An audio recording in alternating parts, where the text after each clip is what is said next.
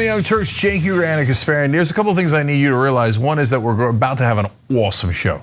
So that's really it, actually. Let's do the news. All right, let's get started with our first story. Let's do it.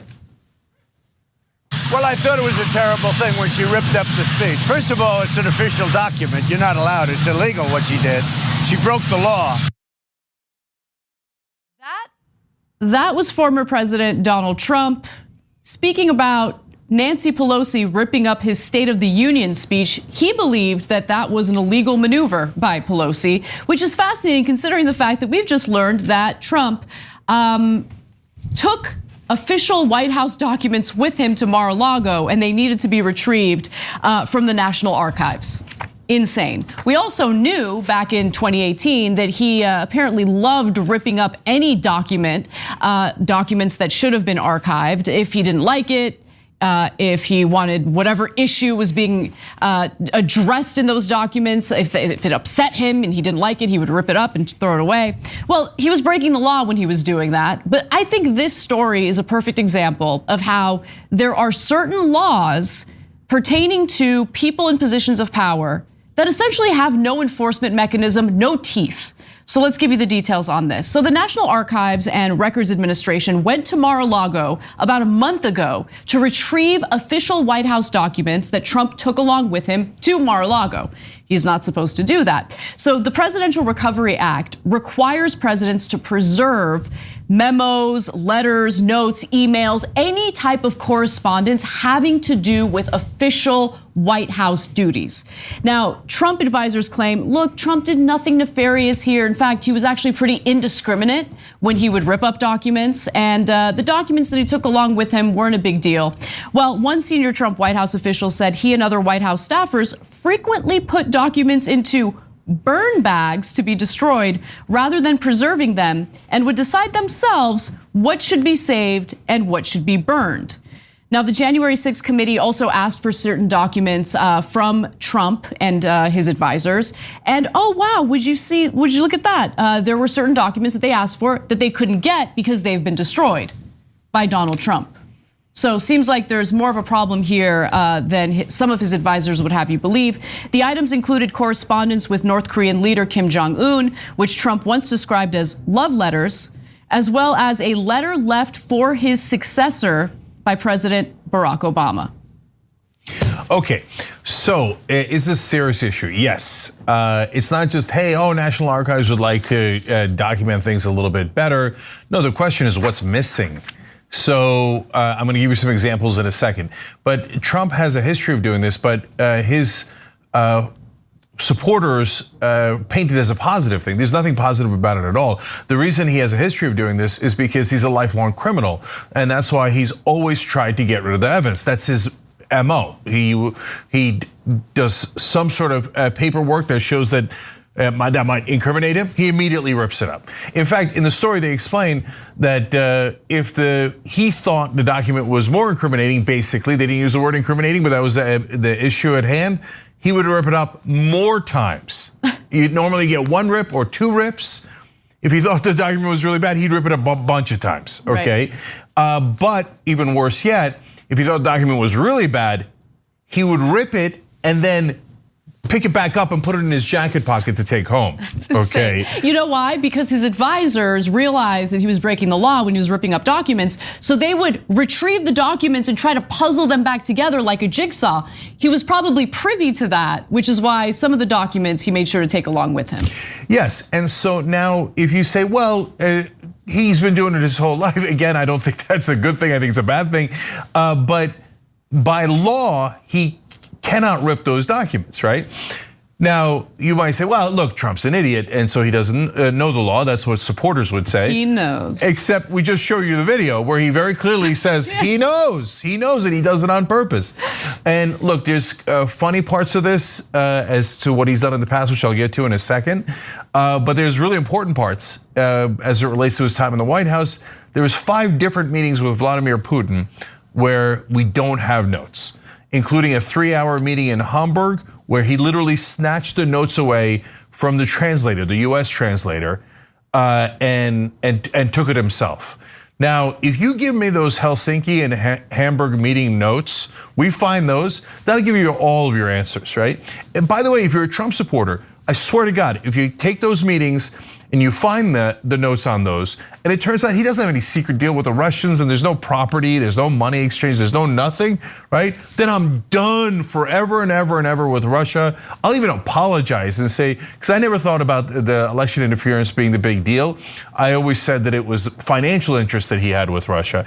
But my guess is the reason he snatches the notes and rips the notes is because there was incriminating stuff, of course. Right. And so the fact that we don't have those are deeply problematic. Right, and keep in mind that there, again, I'm going to repeat, there are certain documents that the January 6th special panel was looking for in order to, be part of their investigation. Those documents are unavailable. But even in a non-Trump situation, the reason why this act is there in the first place is because, well, we as the public deserve to know. We should be able to hold all government officials accountable, including officials in the White House, including the president. And then there's also the problem involving foreign policy. So if there are certain exchanges between the president and world leaders, or certain correspondences in regard to foreign policy decisions, the incoming president needs to be fully informed about it. Those documents are supposed to be available to him so he doesn't kind of come in blind. And so this is a disaster in many different ways. But again, this is yet another example, Cenk, where there might be a federal law, but the federal law has no enforcement mechanism. So they just break the law knowing that there will be no consequences. There will be no consequences for Trump. Let me just get out in front of that and let you know, if you're getting excited about woo, maybe there are criminal charges. There will be no criminal charges. This law has no teeth. That's the problem. Yeah, so look, theoretically, you can get a 3-year sentence. It's never gonna happen, okay? And they would never do it to the president, and even all the people in charge of enforcement say it's mainly a gentleman's agreement. Even though it is clearly law, it's mainly a gentleman's agreement on the enforcement part. Ain't no gentleman in the White House. Yeah, and there's no gentleman there. And they say, and I love it when people say with a straight face in the stories, they're like, Trump took these boxes of documents to Mar-a-Lago, and even though he knew he shouldn't take them, and even though he knew he was supposed to return them, and the archives have been telling him and negotiating with him for the return of those documents, he kept them for over a year anyway. Gee, I wonder why. He kept them so he could look through them, find the incriminating ones, and burn them. That's why he brought the boxes to Mar-a-Lago, not to do, I got that trinket from the South Korean leader and I want to just make sure I keep that as a present. No. I mean, he did want to keep the love letters from Kim Jong-un. Well, I don't know what he did with those love letters. That's his private business, okay? And I don't know that we want those. Different folks. Yeah, well, maybe literally, but he called them love letters, not us, okay? And maybe we don't want those back, okay? But guys, to Anna's earlier point, if, for example, we made a deal with, name any government, the Swedish, the Chinese, the Russians, the next president has to know what's in that deal.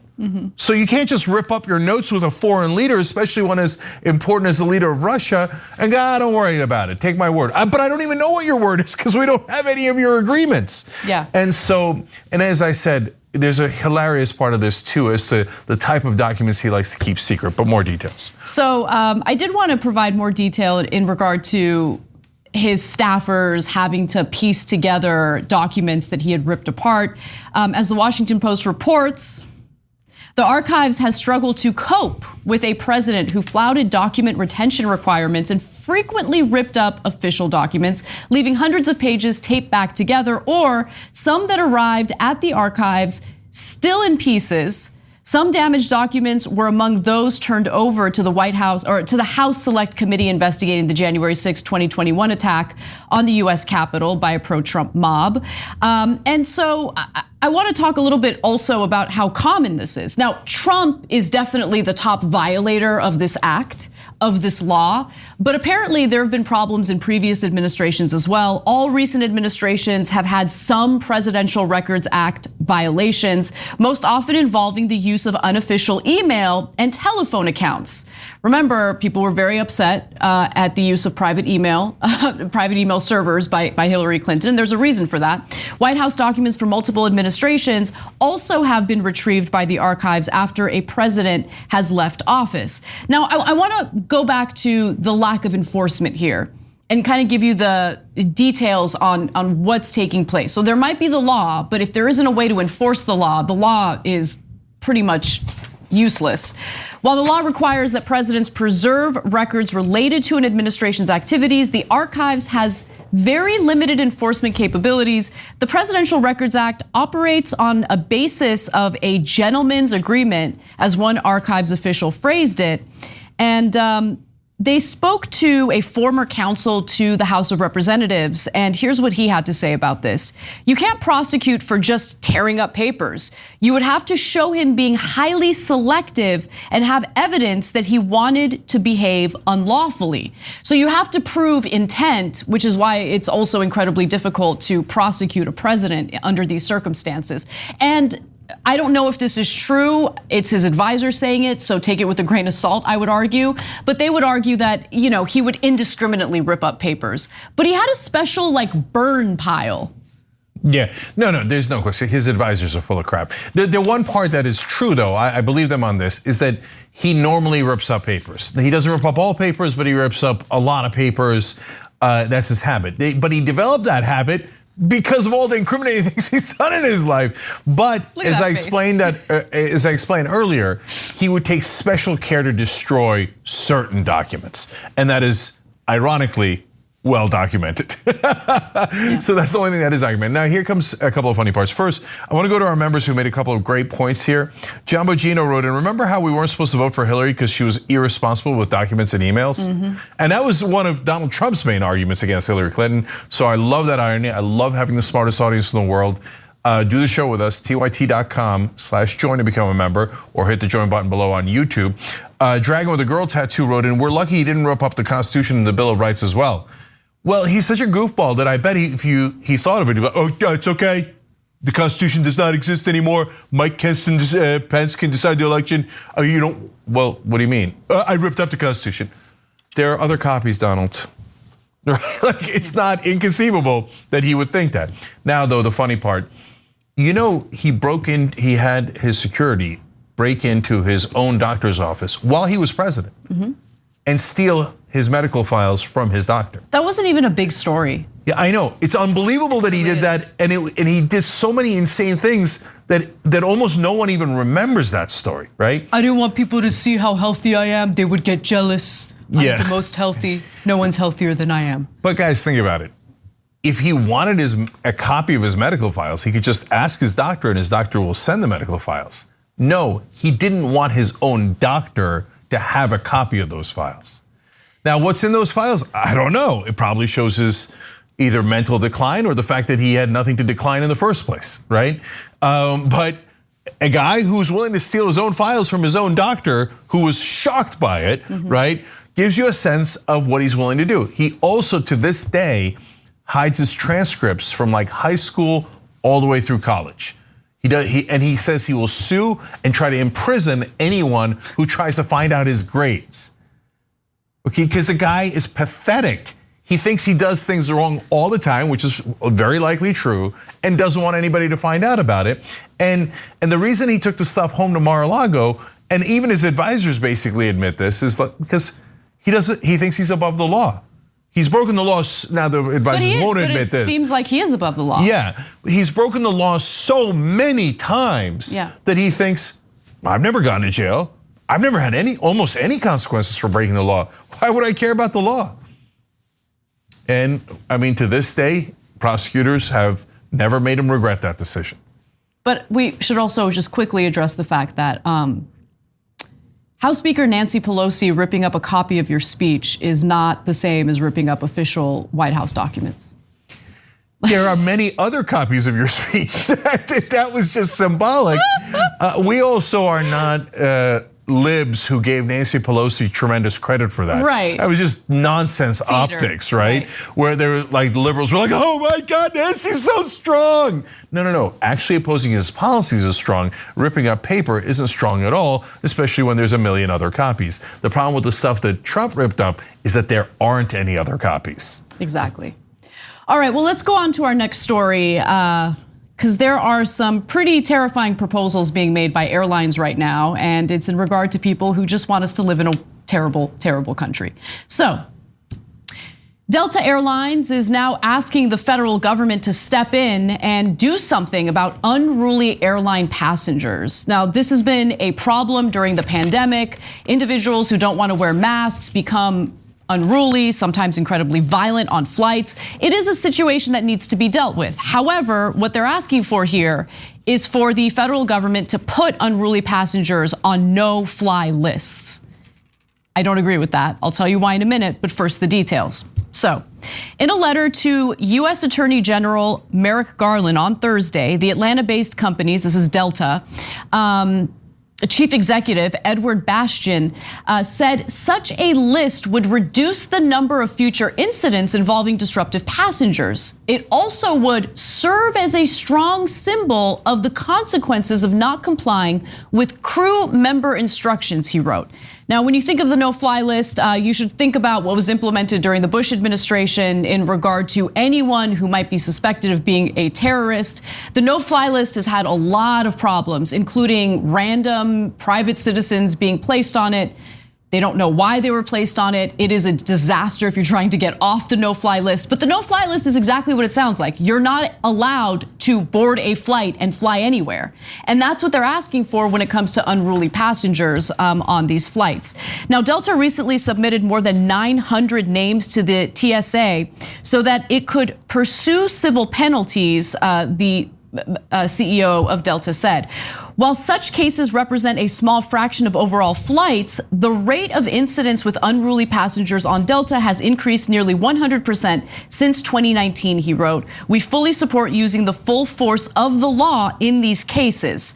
Now, Delta alone has put 1,900 people on its no-fly list for refusing to comply with masking requirements. So I worry about this, and I know people don't like slippery slope arguments. I'm gonna make a slippery slope argument. Who gets to be the arbiter of who gets placed on that no-fly list? What are the specific standards in place? I'm worried that the standards will loosen up a little too much to include people who might be a pain in the butt, right? And we certainly see people get combative at airports or on flights because, let's keep it real. Sometimes traveling is difficult. Sometimes it sucks. Maybe you're anxiety ridden. Maybe you're stressed out. I'm not making excuses for violent behavior, but I remember what it was like to fly, and I remember how easily you can get under a flight attendant's skin or upset a TSA agent, anything. Like, you're terrified while you're going through security at the airport because anything could be considered an offense. So I think that what the federal government has already done is pretty significant. The US Department of Transportation's Federal Aviation Administration has proposed another 531,554 in civil penalties against individuals who become unruly on flights. I mean, it'll ruin you, it'll bankrupt you. I feel like that's enough of a deterrent. I don't know. Yeah, no, I do know. I was thinking, we were thinking of doing a poll on this and decided not to because I think the answer is very clear. Hell no. So let me explain. Look, the guys who are doing it are mainly right-wingers these days, and they're being completely unreasonable, and it's causing a giant mess. Should they have criminal and civil liability? Sure. They're breaking the law. They're massively inconveniencing others. One flight from Miami to Dublin, I think, had to turn back around. And so, God, if you're on that flight, you'd be livid for a great number of reasons, including physical safety, right? So, sure, do whatever you're gonna do regarding that particular incident, right? But a lifetime ban, that's crazy. Then the person can't travel at all. What if you live in Kansas? What you're gonna have to drive to New York, drive to LA, drive everywhere? Well, what if you have to go to Europe? What, are you gonna take a boat, take 3 months to get there? No, this is way too heavy a penalty, especially because it's not even a slippery slope. First of all, I wouldn't even do it for an assault, okay? Let alone what it's gonna devolve to. You know it, you've all seen it in airports and airplanes. Did you just talk back to me? I mean, it's in a movie, it's in anger management. You know how, and that was way before any of this stuff. Adam Sandler gets tased, etc. Sir, calm down, right? Half of us are gonna get banned from every from flying. And it over empowers people. Now, right now, those flight attendants, the pilots, etc., need all the help they can get. Yes. So we're incredibly sympathetic to them. And obviously, we don't agree with the politics of the people that are largely doing this these days, right? But this is too heavy a penalty, and it gives too much power to the other side at this point. I agree, yeah. And by the way, any airline is a private corporation, can make any individual decision they want. Delta can ban that guy for life. That's easy, and there's nothing you can do about it, and that's capitalism, right? But for the government to say you're no longer allowed to fly anywhere that's preposterous and way too heavy a penalty. So this was addressed by Pete Buttigieg, who didn't want to give a straight answer in regard to what the federal government would be willing to do. But I still thought this was interesting. So let's take a quick look at this interview and then we'll discuss. Certainly, we support airlines taking steps to protect their passengers, their crews, and a number of airlines, including Delta, have done that. They've said that, if you are behaving in a way that's unruly, dangerous, you can't fly on our airline anymore. It gets a little more complex when there are proposals for the government to do that. The FAA is continuing to vigorously enforce and encourage criminal referrals where appropriate for this kind of behavior. I mean, in 2022, we should not even have to say that when you're on an airplane, you need to behave in a way that is safe and appropriate. It sounds like you think a no-fly list is really within the purview of the airlines, the private companies, not necessarily for the government to create. Well, look, I think we need to continue to look at anything that will help keep our skies safe. What I'll say is that many of the airlines have already taken that step privately, and we should continue to look at what we can do at a policy level, knowing that there's a lot of complexity when you try to do that in a way that cuts across airlines and is developed by the government. This is why people hate politicians. Just answer the question. No, we're not going to do that. Individual airlines can implement their own no-fly list. We're not going to do that because like there are issues with the federal government putting American citizens on a no-fly list based on whatever interpretation, the airline has in regard to that individual's behavior. There are already methods of prosecuting people who commit assault on a plane, right? It is serious. Like the consequences are not light. And I think, as long as that prosecution is something that they follow through with, I think that serves as enough of a deterrent. No, none of this it makes any sense. Okay, you had a car accident because you were negligent. That's it, we're banning you from all the highways. No, that's crazy, right? And Buttigieg, on the upside, glad to see that he hit puberty, mustache finally growing in. Jesus. If you notice in that clip. On the other side, dude, just say it. Say it. You're not going to do it. Everybody knows you're not going to do it, and that's good. We'll even give you credit. Right wing will give you credit. Reasonable people will give you credit. Just say you're not going to do it because it's dumb, right? Oh no, but on the other hand, we're looking into committees and to study it and blah blah blah. And okay. And now, look. I have to confess to being a little bit biased on this issue for those of you who know. I once famously got a little angry at an airport, right? And I think I was completely justified. And people are like, oh, have you apologized? No, I got that plane for everyone else to take. I was right, and I didn't get on the plane. They were wrong. It doesn't matter. It isn't about me. Right now, we don't have a no-fly list for terrorists. That to me is insane. If we think you're a terrorist, shouldn't we just arrest you as soon as you show up? Instead, we're like, no, we allow terrorists on flights. But we're not gonna let people on flights because they didn't put a mask on for the rest of their lives? No. Look, we're the fairest, most honest show in America. Agree with the right wing on this one. This is insane, let's move on. All right, speaking of moving on, we're gonna take a quick break, and when we come back, weird right-wingers think it's a great idea to live stream your children while they're in the classroom, not thinking about the possibility of perverts taking advantage of that live stream. We've got that story and more when we come back. All right, back on TYT, Cenk and Anna. Great show ahead today for you guys, including Republicans attacking furries later in the program. Hilarious. All right. Favorite story of the day. Totally. All right, well, the right-wing lawmakers in the great state of Iowa are proposing legislation that would live stream educators and their classrooms in public schools to essentially attempt to intimidate the teachers. This is the ongoing manufactured culture war surrounding critical race theory and the scary notion of teaching American history in public school classes. But one thing that these lawmakers probably didn't consider is that offering a live stream for all parents to watch throughout the day also creates an opportunity for perverts to watch your children as they're in classrooms. Now, the purpose of the cameras would be to allow parents and guardians to view their children's classes via live stream. Republican State Representative Norlin Momsen, who apparently gets some sort of excitement out of this idea, sponsored the bill, which could force schools to set up cameras in all K through 12 classrooms, with the exception of physical education and special needs classes, according to the bill. Why are they making those exceptions? Also, if you're a parent, really, you're cool with people watching your kid throughout the day?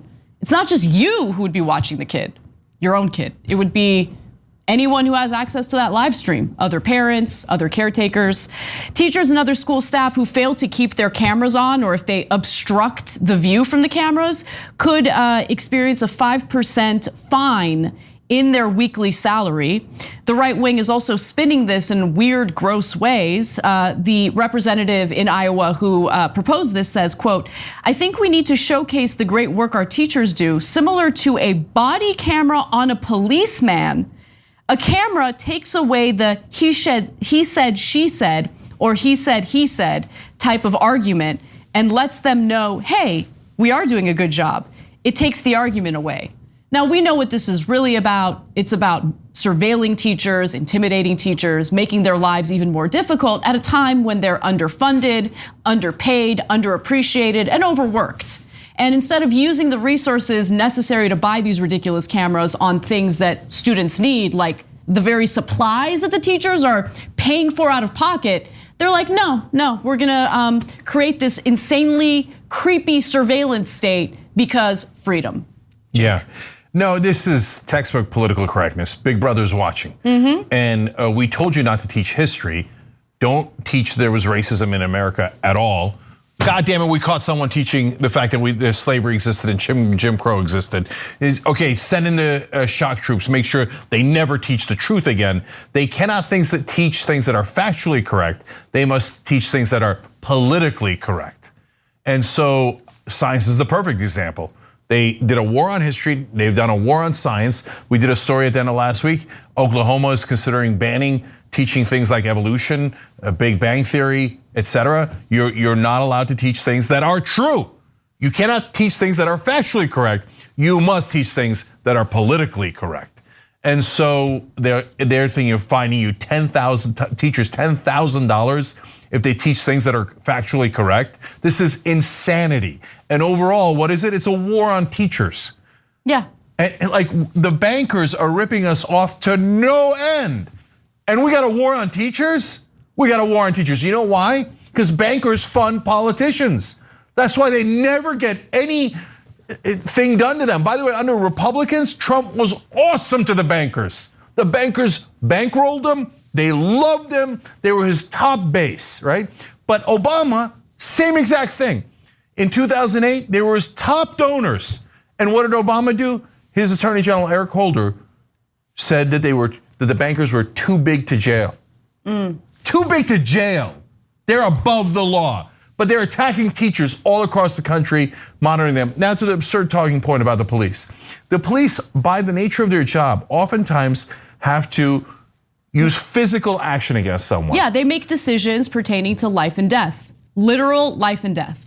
And sometimes it goes to tackling someone, putting them in cuffs, and sometimes it involves killing people. And so you need to have a second set of eyes on that to see if they made the right decision. If the teachers were killing their students, I'd say put cameras on, no question, okay? And by the way, the right wing also kind of wants that. Now you're gonna say, oh, Cenk, you've taken it too far. Of course they don't want that. Actually, they do. Remember, their answer to gun violence in schools was arm the teachers and teach them which student to shoot if there's a school shooting. Hey, oftentimes it's a current student or a former student, and then we should teach the teacher to spot which student might be the school shooter and have this teacher kill that student. So she or he's got to be the investigator, the sharpshooter, the underpaid educator, the person who has to follow all of these weird changing rules based on the sensitivities of right-wingers who can't handle learning about this nation's history. I mean, and look, one of our audience members is asking, are they just trying to get teachers to quit? And the answer is yes. Remember, the right wing in America does not believe in the right to an education. They have been underfunding education, public education, for as long as I can remember. And the reason why they do it, the reason why they'll take taxpayer money to fund vouchers so parents send their kids to private schools, is because they want to gut public education and ensure that only a private option is available to you. And for a lot of people, you're not going to be able to pay for a private school for your kids. So what does that mean? Education for the elite, for the children of the elite, and the rest of you can buzz off. Your kids will be illiterate, and that's exactly what they want. Yeah, look, if you've ever visited a plantation, I know the right wing says they didn't exist, but they did exist, and you can go to them. The very first rule when I went to look was in the barracks, no slave is allowed to be educated. That was the cardinal rule. Now, I always found that ironic. What happened? I thought you said that they were not equal to white people and they were not fully human beings and they couldn't learn anyway. So why is it your first rule that they must not get an education? Because then people are harder to control because then they become free. They have free thought, they can take free action. And the right wing, despite all of their propaganda about freedom, hates the concept. Has always hated it. The teacher's not teaching the things I want. They're teaching facts and not my propaganda. And put cameras in there and fire the teachers and dock their pay. They must do as I tell them, not as the facts dictate, right? And that's what the right wing is. They hate freedom, and this is a disgusting attack on our teachers. And it's just creepy. It's super creepy. Remember, these cameras can be hacked into by various hackers, and I can't imagine being a parent who feels comfortable knowing that all these randos get to watch my kid all day through a camera. It's creepy. It's creepy. Do you guys not realize how creepy this is? I guarantee you if the Democrats proposed it, QAnon would be like, oh, we know why they proposed it, right? Come on. All right, and by the way, sometimes teachers do terrible things that of course, that we're enraged by, right? And they don't have to be political, but sometimes they are. Sometimes there'll be right-wing teachers who'll say racist things, etc. Does that mean I want cameras? Still, I say no, because the price is too much to bear.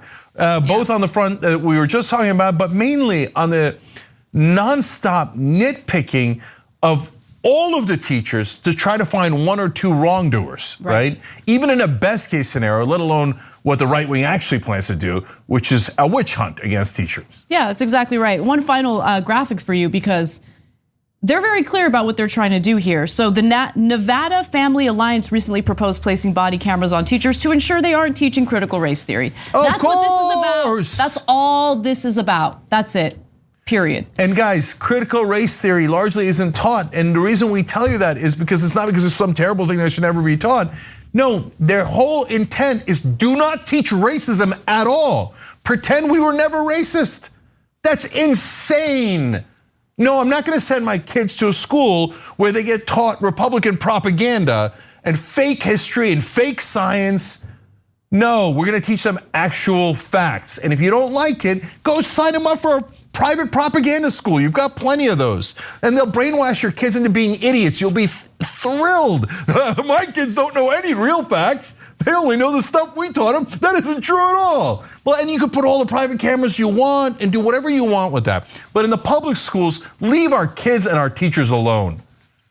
All right, we're gonna take a break. When we come back, a potential Supreme Court nominee has a former law clerk editing her Wikipedia page. Did she know about it? Did she not know about it? Is the guy doing the editing a bad guy or a good guy? We have a surprising take. Come right back and we'll tell you what it is.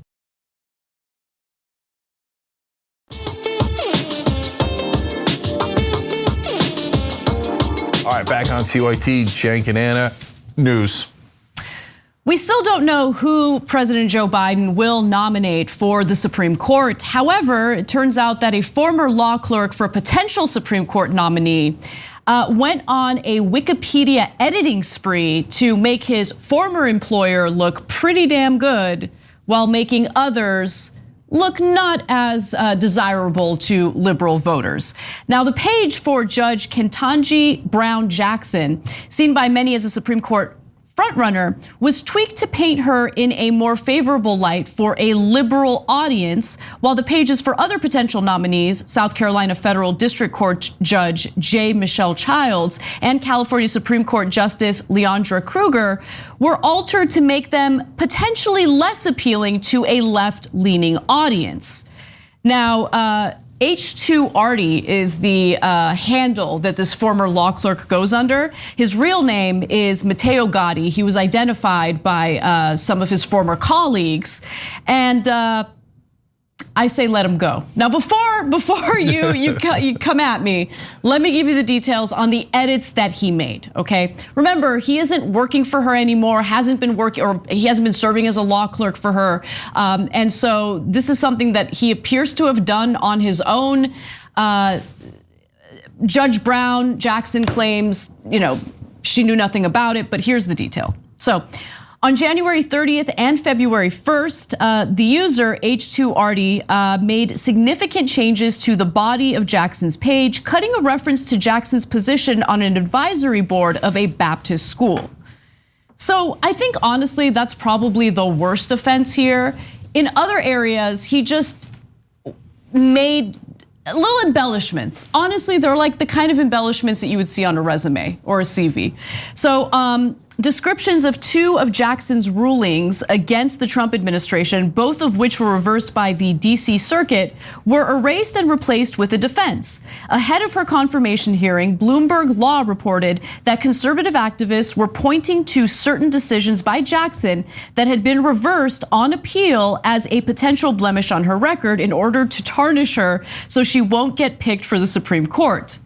And then the portion detailing Jackson's decision to require former White House counsel Don McGahn to obey a congressional subpoena was also tweaked.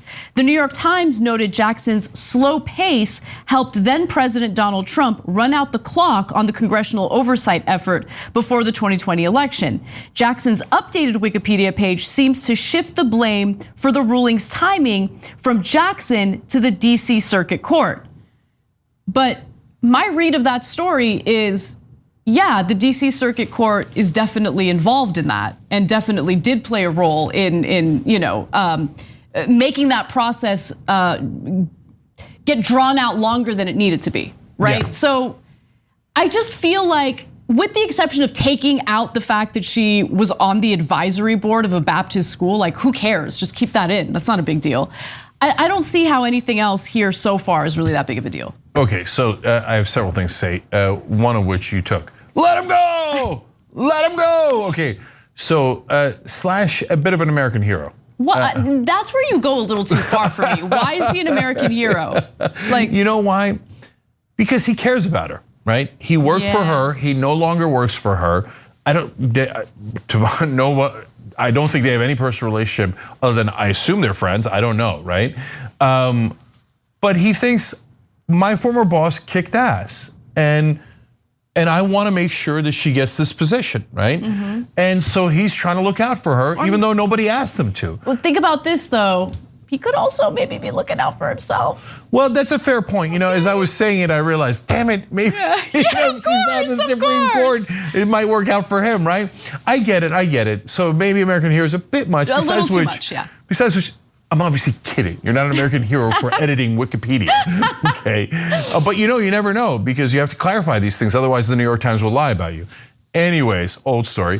But I like that he's sticking up for her, but unfortunately, the downside is he apparently knows nothing about politics. Making her look more liberal ain't gonna help her. Yeah, for real. Do you know anything about Washington? No, if you had edited Wikipedia and said, oh, she'll do anything corporations want, she'll get the seat right away, right? You're making her more liberal, are you crazy? No, it's amazing, it really is. Because remember, when it started to kind of become clear that Biden's favorite would be J. Michelle Childs, I was like, I want to learn more about her, right? Every news article you came across just talked about the fact that she's an African-American woman who went to non-Ivy League schools, which means that she's totally blue collar. I was like, She's a judge. I don't think that's, can we get a little more substance here? I want to know more about her past. I want to know about her rulings, what kind of work she's done. And I couldn't find anything. We had to wait until the American Prospect did an excellent report talking about her, honestly, anti-labor career past. And so apparently what Matteo Gotti did here was not only make his former boss look good or look a little better, he went into the Wikipedia page for J. Michelle Childs to note her accurate job history. American hero. It's accurate. Like, okay, so let me tell you what he wrote. A passage on Child's tenure at South Carolina-based law firm Nexon Pruitt notes her reputation for being an expert in employment and labor law. This is when Matteo added that Childs worked on behalf of employers dealing with allegations of race-based and gender-based discrimination, employee efforts to unionize, and other alleged civil rights violations.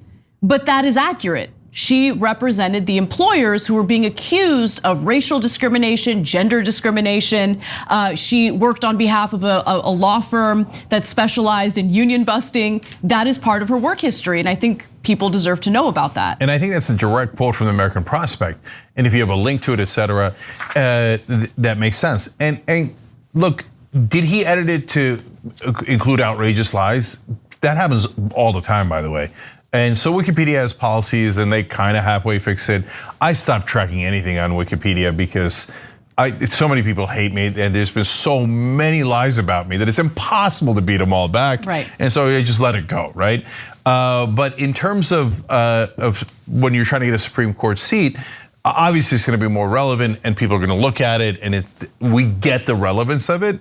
But at the same time, it doesn't matter. He did. There's not a single lie that he put in there, and in fact, even the shading is so tiny that it actually did make it more accurate, not less accurate. Yeah. And by the way, Wikipedia is a thing that people edit, the public edits. Right.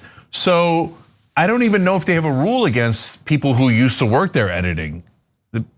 That rule might not even exist. So there might not even be any real controversy here at all. Yeah, I don't see a controversy, and I want to be clear. I don't have a favorite in terms of the possible Supreme Court nominees. You know, we've done more detailed reporting in regard to Michelle Childs because of the fact that she has such strong support among Republicans like Senator Lindsey Graham. That was a red flag, and I wanted to learn more about her history. However, in this case, adding more information about Supreme Court justices in Wikipedia pages, A, isn't that big of a deal, but B, more importantly, doesn't really matter in the grand scheme of things. Like, you know what? The idea that the public's perception of these potential candidates or the public having sway over the decision that gets made is laughable. We all saw what happened with Brett Kavanaugh. No one cared. No, can I just say, I'm sorry I didn't figure it out earlier, but I figured it out in the middle of the conversation. It's a story in Politico. One of her opponents leaked this story. Maybe. Yeah. I wouldn't be surprised. I mean, what, Politico found this on their own? Doing what? How? How would they have found out he was editing the Wikipedia page? No, this has got Oppo research written all over it. This is actually meant to smear this particular candidate.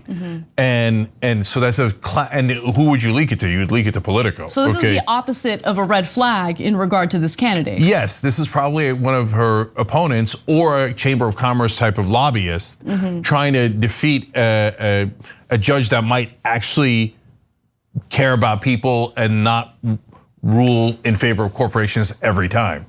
So, well, it makes me definitely want to learn a lot more about her, and we'll definitely look into that and see, what her career past looks like, what she represents, because it's important. Like, that substance is important, and so we'll get to that. I'll just say this, you said we don't know enough about all the different candidates. That's definitely true. I know enough about Childs now to know it's definitely should not be Childs. The Republicans are salivating at the idea. They're like, what? She's a black woman. What? She rules against black women all the time and has worked against black women the whole time. That's just a coincidence, though. But don't worry, we checked the box on identity politics. No, if Republicans, the Chamber of Commerce, and Clyburn on the Democratic side, the corporate Democrats, are in favor of her, guaranteed she's a terrible candidate. All right, well, let's give you an update on a story that we did a while ago, and unfortunately, it's not a positive update. Jet fuel leaks from a military fuel storage installation in Honolulu continues to threaten the clean drinking water for thousands of residents on the island. In fact, thousands of people living in military housing have already moved as a result of this situation. They've been put in hotels temporarily until the Navy figures out how to clean this situation up. However, the Navy is pushing back on calls to essentially decommission this fuel storage site. Now, the Navy is scrambling to contain what one US lawmaker calls a crisis of astronomical proportions. Native Hawaiians, veterans, liberals, and conservatives across Hawaii are all pushing to shut down the tanks, even though the Navy says they're vital to national security. The tanks are connected to underground pipelines that send fuel about 2.5 miles to Pearl Harbor and to ships and planes used by the Air Force, Army, Coast Guard, Marines, and Navy. Now, this is a story that's been developing for quite some time now. It all started when residents in the area started getting incredibly sick. They figured that there was something going on with their drinking water. One resident shared her story of noticing her skin was peeling. She was feeling nauseous. She started getting better once she stopped using the tap water or the drinking water. And so when the story came out, the Navy had agreed to essentially decommissioning this fuel storage site, but they have reneged on that promise. The Navy last month said it would comply with an order by the Hawaii governor, a Democrat, to drain the tanks and not use them until it's safe to do so. But it reversed course this week and appealed to get more time to work on solutions.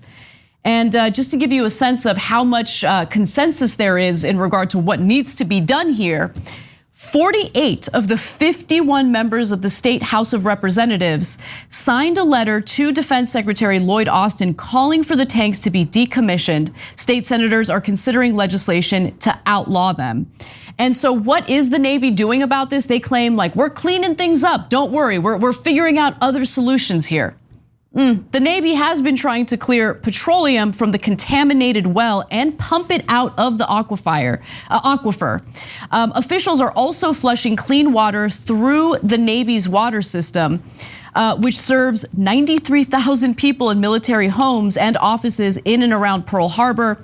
Teams have separately visited homes and workplaces to flush individual water pipe systems. But guess what? There have been complaints from residents in regard to how effective they've been at doing this job. I want to share one quick video of a resident who had the Navy come to his home and supposedly clean things up. Doesn't really look like it. Let's watch. So the Navy came and flushed our home today, and they were done around 11 this morning. That's not wet. That looks like it's stained from oil. And if you look, part of it is still wet.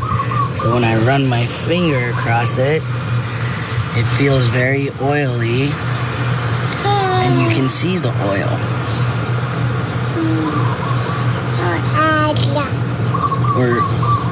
Or fuel.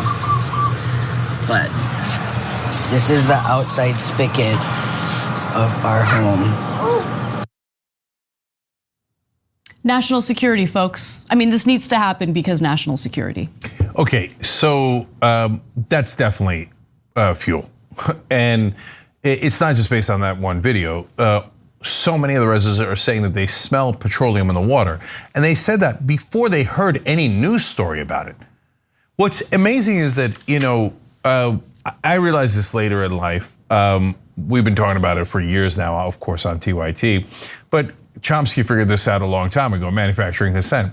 Because in my whole life before I woke up to it, I always wondered, like, the articles would be written from a perspective of, the locals say this, but is it really true? I mean, there'd be so much skepticism built into all the articles. And then they would say, but the Navy says this, and now that is a lot more likely to be true. Why would they all be lying about how the water smells like petroleum? Right. Like, maybe after the story runs, people could say, oh, I wonder if it's me too, et cetera, I get it. But in the beginning, why would everybody in the community randomly make up the same lie, right? But our media has been trained to believe the powerful and never believe the powerless. So this shouldn't even be a contested question. Yes, it's obvious that the fuel is leaking. Fix the damn water. And not only does it go to the locals, it also goes to the troops, as Anna just explained to you. Military families, yes. So all those Republican talking points about support the troops, they never meant any of it. And in this case, it happened under Republicans, it's now happening under a Democrat, right? None of them ever mean support the troops. They mean start more wars so my defense contractor lobbyist friends can make more money. That's what they mean by support the troops. So, and then the locals, the water protectors, et cetera, had said, oh, the Navy's gonna fix it? We don't believe them. And again, the press is like, oh, like the Navy would lie, right? Yeah, the Navy was lying. Yeah. And they reneged on the deal and have decided not to fix it, at least in the time frame that they promised. There's so much at stake here, and considering that there is this consensus among lawmakers in the state, I do think that there will be enough pressure for the Navy to change course on this issue. They have to. And look, part of the problem is they're relying on this infrastructure that was built right after World War II, and it relies on these massive tanks that are storing the oil, or the fuel, I should say, just right above the water. And the tanks have corroded over time, and they're leaking, which is why you have to decommission them and replace them, or create an infrastructure in place that is safer and will not leak petroleum into the water. And by the way, guys, it always leaks. Yeah. We covered this Standing Rock here. We were one of the very few shows that did. We sent cameras up there. We're almost the only show for a long, long time to cover it. And what happened in that scenario? It's the same exact thing. The company said, oh, no, our pipes will never leak. And of course, the cops are like, oh, of course it's never gonna leak. And if you claim it's going to, we're gonna assault you and beat you and imprison you, et cetera. And the media either didn't cover it, or when they did, they're like, oh, it's Native Americans say it's gonna leak. And it's leaked every single time, but is it really gonna leak? I don't think it's gonna leak, it's outrageous, right? And so, yeah, fuel leaks into water. It's a disaster. And here, let's be fair always, right? AP covered this, so credit to them. And you do need actual print journalists to be able to get you stories. So journalism is really, really important. It just has to be done right and done from the perspective of actual human beings and citizens, and not from the perspective of the powerful. That does it for our first hour. We're gonna take a brief break, but when we come back, a real American hero, someone who actually did attend the book burning ceremony in Tennessee, but decided to call out hypocrisy while doing it. Come right back. Thanks for listening to the full episode of The Young Turks. Support our work, listen ad-free, access members-only bonus content, and more by subscribing to Apple Podcasts at apple.co/TYT. I'm your host, Cenk, and I'll see you soon.